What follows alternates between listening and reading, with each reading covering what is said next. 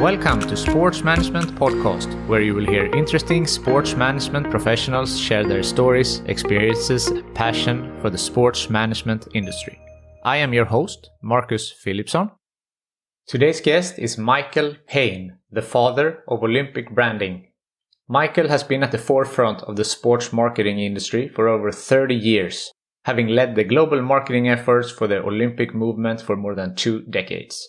He served as the IOC's first ever marketing and broadcast rights director, and he has also acted as special advisor to Formula One's former chairman and CEO, Bernie Ecclestone. Today, he runs his own global strategy advisory group, Payne Sports Media Strategies, serving a diverse group of clients and boards. Michael has recently gotten back from the Tokyo 2020 Olympic Games, which is his 20th Olympic Games. Get ready to learn how the Olympics almost bankrupted, why the Olympics in Tokyo did not have spectators although other sporting events in Tokyo had, why ambush marketing is not so common as it says in the media, and much more. Michael Payne, welcome to Sports Management Podcast. My pleasure to join you today. You recently came back from the Tokyo Olympics. So first of all, how was that? Well, they were different Olympic Games. I think it would be wrong to try and hype the Games. I think it was a miracle that the Games took place. It was a miracle that the IOC succeeded in bringing 205 countries to Japan in the middle of a pandemic. But the sport was great, and what took place on the field of play was truly impressive, particularly coming out of the pandemic when you think all the athletes had had a very challenging previous 18 months. And the whole experience and atmosphere within the athletes was great. And that played out on television in some countries to a spectacular Olympic Games. But equally, being there on the ground, it was a different atmosphere, having no spectators in the stadium, having the government deciding to take down all of the Olympic flags and banners throughout the city because they didn't want to create a party mood in the pandemic. But it was strange when you arrived in Tokyo and you sort of turned on the television set in your hotel room, all the local events, the baseball events, the sumo wrestling events, they all had spectators. Yeah. And yet the Olympics wasn't allowed to have spectators. And the more you tried to look into this, you tried to understand it, the more it became increasingly clear that some strange political game was being played between the governor and the prime minister in the lead up to the general election. And the Olympics was caught in the middle, in the crossfire of that. And I think that's a great shame because the biggest losers of all were the Japanese people. This was their games and they couldn't attend. And yes, the polls in the lead up to the games were negative. The Japanese people were questioning whether the games should go ahead. There was a lot of frustration saying, well, how can the Olympics go ahead if we're all being locked up? But I think a lot of that was frustration with the government over a very slow vaccine rollout process, a very poor communications. And it was interesting. The moment the Japanese started winning gold medals, there was suddenly tremendous support. And the Japanese people thinking, well, this actually was great. The bubble that we all lived in Tokyo, ensured that the games didn't become a super spreader event. And once everybody realized that, got on with great sport. And depending on which country you were in, you saw a truly spectacular Olympic Games. But you can't ignore the fact that the mood and the atmosphere on the ground was unusual, to say the least. Of course, and the Tokyo Olympics is the first ever postponed Olympics and also with the no spectators. So you have attended 20 Olympic Games, which is amazing in itself. So how do you compare these Olympics to the previous ones? Well, it's 20 with winter, I should add. It was unique. I mean, to stage the Olympic Games in the middle of a global pandemic was unprecedented. I think I'm not sure everybody appreciated the incredible complexity of what it meant to postpone the games. The operational logistics for the Tokyo Organizing Committee, for the IOC, it was a massive task with no pre-experience. So as I said at the beginning, it was a miracle the games took place. But I think it would be wrong to start trying to compare one games to the next. These were very special circumstances. For the athletes, yes, they were disappointed not to be performing in front of crowds, but they were also very, very relieved that the Olympics were taking place because they were scared that they would be cancelled. And that then would be their one, for 60 or 70% of all the Olympic athletes, they only have one shot at the games. So, a whole generation would have lost their Olympic opportunity. And that was one of the reasons why President Bach and the IOC really drove forward to leave no stone unturned as to whether it would be possible to stage the games, because the alternative of cancellation was really, something that you wanted at all costs to try and avoid. I'm sure that there is also an economic aspect with the sponsorship and so on. And when you were working for IOC, you were working with the sponsorship and you were also the founder of the top program. So can you tell us a little bit about your role at IOC and when you worked there? Yeah, well, maybe just to clarify the first remark you made about the financial consequences of the staging of the games in a pandemic. And there has been a tremendous amount of misreporting in the media here, saying the only reason the IOC wanted the games to go ahead was to protect their revenue base. Nothing could be further from the truth, because the facts are, one, as it relates to the television revenue, it was all insured. If the games didn't happen, the IOC would have been paid by the insurance companies. Two, the sponsorship was all paid and there was no provision for any rebate. Three, the ticketing revenue, yes, that all has to be refunded, but the IOC only has, that's an organizing committee issue. It's not an IOC issue. So to say that the reason the games went ahead and the media saying it's because the IOC wanted the money is just plain wrong. It made no difference. Arguably, the IOC probably would have saved a lot of money if the games hadn't gone ahead, because they had to invest tremendously in the postponement. So I think it's important for people to have a proper understanding of where that played out. Back to my time at the IOC as the marketing director, I oversaw all business and commercial aspects for the Olympics, from the creation of the broadcast strategy, through to the creation of the top program, through to the oversight of the local programs of each organizing committee, and the whole relationship between the IOC and the host country in terms of the business structure. And it was a tremendous journey, very privileged to not only be working at the IOC, but to be there at the beginning, because you go back to the early 80s when I started, the games, the IOC was effectively bankrupt.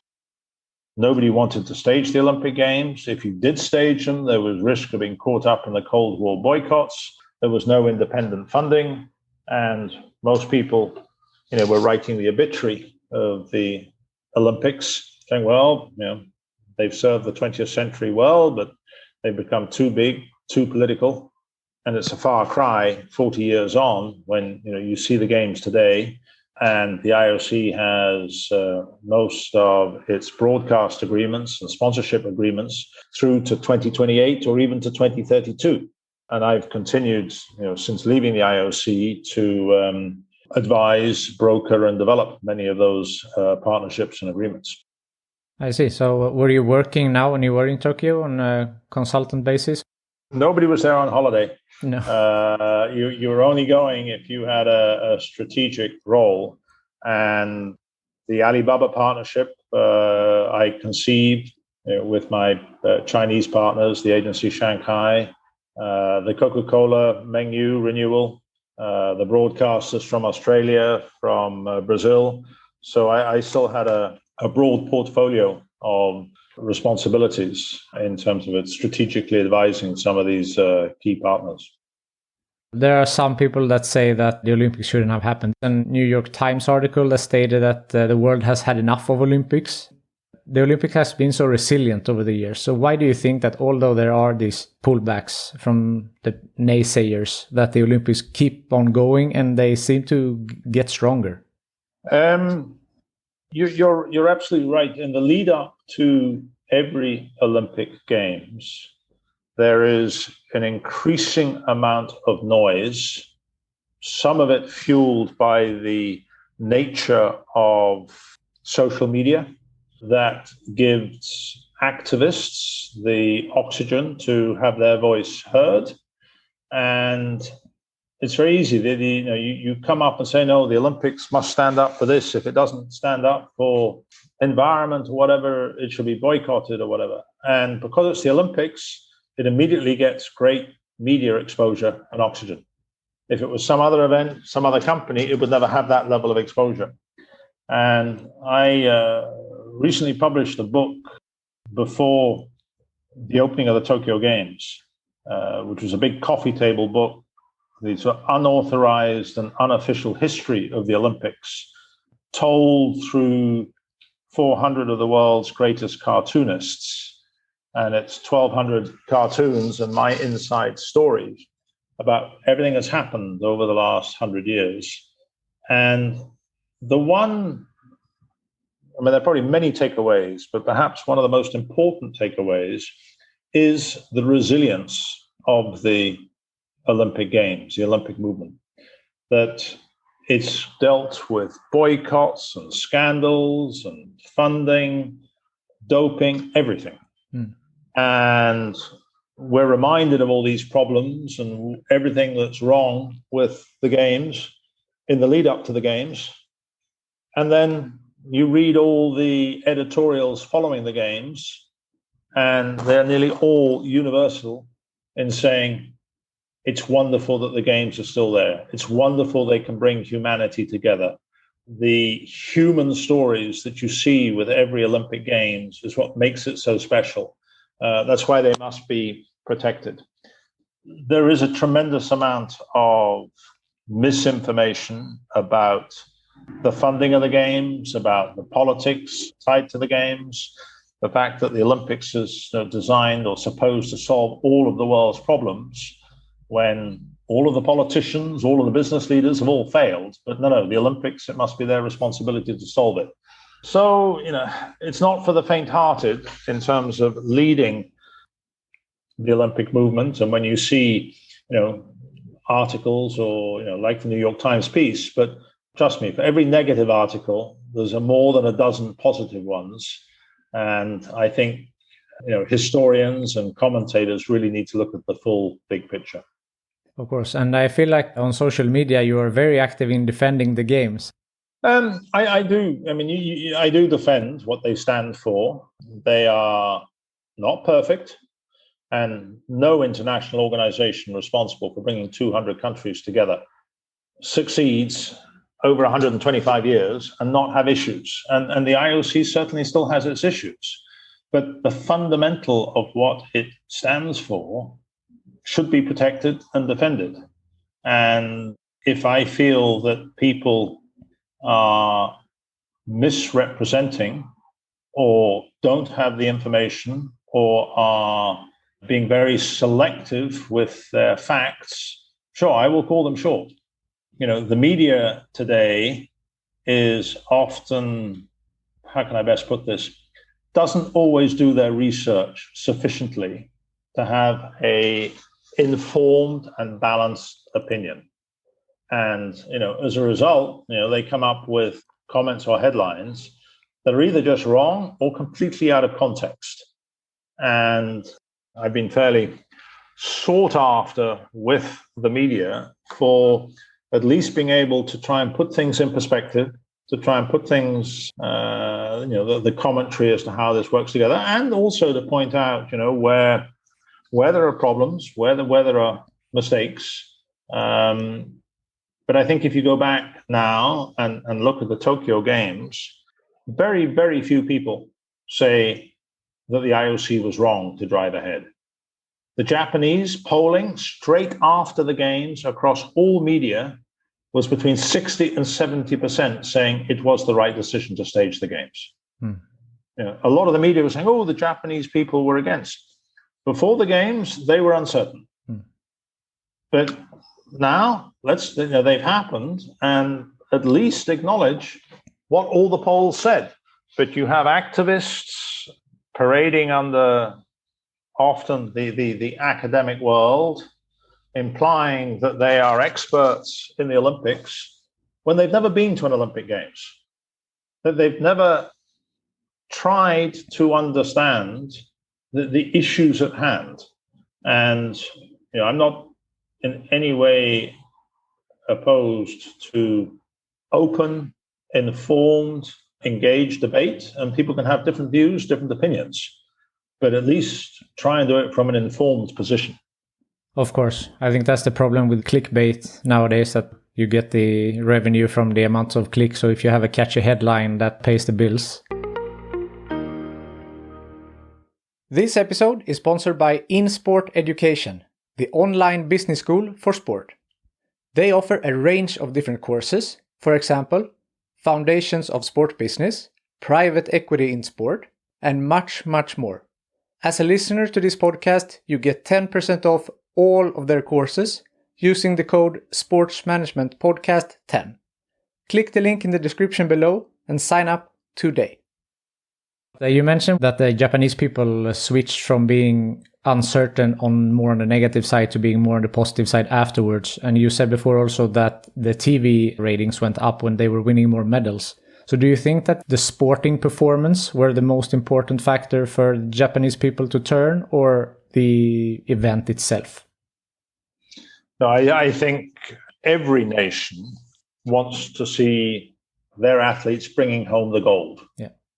And it creates a tremendous sense of pride, a tremendous sense of confidence. And the Japanese TV audience and ratings were the highest in 20 years. Yeah. Because the Japanese team was so successful. Guess what? Australia had some of the highest ratings they've ever seen because the Australian team was very successful. Britain, the BBC, it was a great broadcast and presentation. Spain, not as good. Guess what? The Spanish team wasn't so successful. So there is a definite direct link, and it's the same in every sport. I mean, you take the other sport I've been very closely involved with in Formula One. The TV and the audience is directly tied to the success or nationality of a given driver. Yeah, that is interesting. If we focus a little bit on a marketing perspective, since that's what you spent most of your time within the IOC, something that occurs on every Olympic Games is ambush marketing, that companies not officially sponsoring the event tries to grab a piece of the pie, so to speak. So how is the IOC working to work against this and protect their sponsors and their partners? There's probably far more noise about ambush marketing than actual real examples or case studies in the Olympics. The reason in the Olympics there's actually so little ambush marketing is because the IOC has worked very hard to build a fortress around the rights package by consolidating all of the rights. So as a top sponsor, you're the sponsor of the IOC, of the games, and of every single Olympic team. That's not true in the World Cup. In the World Cup, you can be the sponsor of the World Cup and then have different sponsors being sponsors of the team or individual athletes, and you have a far more competitive situation. I would say it's one of the legacies that I was maybe most proud about at the IOC was building an overall integrated strategy to, first of all, try and prevent there being any loopholes for ambush marketing to come in. And that went right down to when a city is bidding for the games 8 years before they're selected, taking total control over all outdoor advertising in the city, all outdoor advertising at the airport. So you have a complete integrated plan, which I don't think any other sports event in the world comes close to pulling together. So we work very hard on the legal structures, on integrating it, making sure that tickets couldn't be sold and used as promotions or premiums. If by chance somebody did create an ambush marketing activity, we were not shy at being very public at explaining to the public that they were being deceived. That we would stage press conferences with athletes cutting up American Express cards and other incidents where the PR teams at these big companies basically said, you really don't want to take the Olympics on because they are ruthless at how they will respond, and often won't waste time for the lawyers to react. I was far more effective at going straight for the public relations. And it was interesting to see how quickly the CEO would plead for peace and immediately cut down the campaign. That is interesting. This is a non-Olympic thing, but just from your marketing expertise, what was your opinion on Ronaldo's Coca-Cola incident at the World Cup? It's a good example of how, the world is becoming ever more complicated, that, athletes are voicing their opinion. But I think, at the end of the day, Ronaldo also should, nobody's asking him to drink Coca-Cola, but Coca-Cola is paying his wages. Yeah. They may not be sponsoring that team, but they're sponsoring the tournament, and the team is getting prize money from the tournament, and the prize money is being shared with the players. So I think, there needs to be a recognition that the vast bulk of the sports world is funded through private sponsorship or broadcast rights. Governments are not necessarily lining up with increasing levels of support. So you've got to find a balance there. That being said, in the growing awareness of multiple social issues, in the case of Coca-Cola, over the last decade, they have dramatically expanded their beverage portfolio into waters and juices and health drinks, because they're the first to admit that it's not healthy to drink lots and lots and lots of Coca-Cola all day long. There's no harm in having a refreshing Coke, when it's hot or at the end of the day or whatever. But I think with any product, when it's taken to excess, there is an issue. And the sponsors, if they're aligning themselves with a healthy movement that's based on health and wellness and everything, they also must be sensitive to how they are communicating And Coke has become very sensitive, and it's also part of their communication is the celebration. I think one of the reasons why in the end the IOC and McDonald's parted company a couple of years ago, it wasn't McDonald's walking from the IOC in the way it was represented in the media. They might as well have been pushed and shoved because they didn't understand or accept how some of the marketing had to evolve, and they became an impossible partner to manage. Years ago, we had one top sponsor, Mars, the confectionery group, who did some brilliant marketing and did some terrible marketing. And they became impossible to manage. And they turned around and said, well, you don't understand marketing. And we said, well, maybe you're right. We don't understand marketing, but we want to protect the values we stand for the Olympics. So guess what? Here's your contract. And we tore it up and refused to renew. I said, no, but we want to continue because the Olympics are in America next. I said, we thought you said you didn't understand marketing. We didn't understand marketing. We're not interested in continuing a partnership with you, Mars. Goodbye. Yeah, that's an interesting insight. You have written also at least 2 books, Olympic Turnaround and Tune In. So can you tell us shortly about these ones and where the listeners can buy it? The Olympic Turnaround was written when I left the IOC, and it's more of a business sort of book. It details the story of how we turned the IOC around from bankruptcy to billion-dollar brand, and the whole journey of creating the top program, creating the TV strategy, creating the branding. And that book has been very successful. I think has been translated into more than 15 languages around the world, and is still available on Amazon as Olympic Turnaround. The new book, Tune In, it's a very large book. It's a 5-kilo coffee table book. Oh, wow. But has a tremendous amount of stories that have never been told. It's to give you a laugh. The skill and brilliance of the cartoonists, these are all cartoons that have already been published, and I work to clear the rights, is incredible how they can take very complicated, difficult messages and convey them simply, often with no words in the cartoon. And this book is only available online. It's for charity, and it's simply olympiccartoon.com. Okay.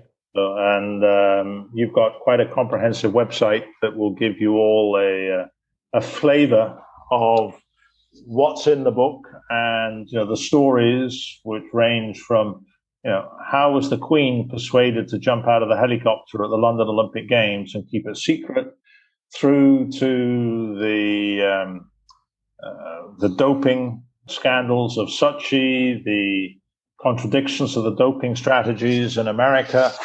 Anybody studying the business of sport, I think, would find both of those books a very valuable reference.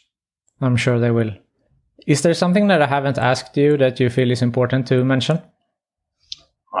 We could probably keep talking for hours. There is so much to talk about on the industry, and it's a very fast-moving industry that is at the forefront of innovation, of technology, and something that everybody's very passionate about. Whether it's your local sports club in the town, through to your athletic hero at school, through to the mega events. And I think sport will only become ever more important as one of the few platforms that will unite a society, and then an environment where everything is becoming ever more diversive. It's important. And I think this is the way that people care for their teams, care for their events, and to sort of celebrate with family, friends. I think, we are living an incredibly exciting age for the industry, but an age where everything is changing very fast, and important for the leaders in the sports field to make sure they are not asleep at the wheel. Definitely. I couldn't agree more. And that's why we love it as well, that it's ever changing. The last question that I ask everyone is, if you could choose the next guest on this podcast, who would you recommend that I should talk to? To choose the next guest? Well, I think maybe I would actually nominate David Hill. David Hill is the TV producer, former head of Fox Network Sports, who's probably done more to revolutionize the broadcast presentation of sport and understanding what it is that makes sport special. So I think, finding one or two people who, like me, have done a journey over 30 or 40 years, you get some priceless insights. You've obviously got the big sports leaders, but they're somewhat constrained with the political messages that they have to stick to. Whereas if you find people like David Hill, it can be very colorful and entertaining. That sounds great. I will keep that in mind, David Hill. Michael Payne, thank you so much for taking the time to be on the Sports Management Podcast. Marcus, thank you very much. And I hope all your listeners enjoy listening. And if they want to find out more, track down the books, and good luck with everybody on their continued career in the industry. Thank you for listening to the Sports Management Podcast. Please hit the subscribe button so you don't miss out on any upcoming episodes. Also, feel free to leave a comment about what you thought about this episode. If you want to get in contact with me, send an email to sportsmpodcast@gmail.com or hit me up on Facebook, Twitter, or Instagram @sportsmpodcast.